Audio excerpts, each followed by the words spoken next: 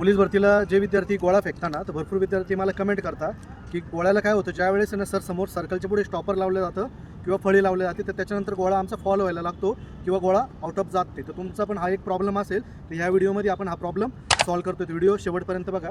आता काय होतं माहिती का, तुम्हाला हा विषय क्लिअर करण्यासाठी तुम्हाला काय तुमची स्टेप जी आहे ना ती चेक करावं लागेल.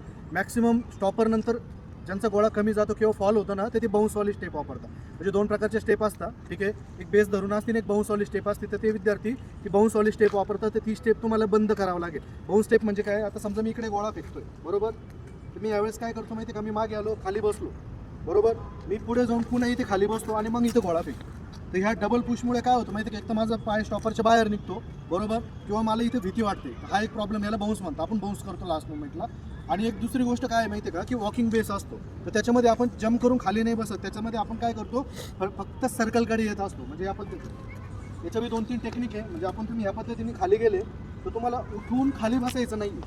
तुम्हाला ऑलरेडी काय करायचं आहे, तुम्ही खाली गेले ना तर तुम्हाला फक्त जोरात पुढे यायचं आहे आणि इथं उठायचं आहे बघ. हे लक्षात ठेवा तुम्ही.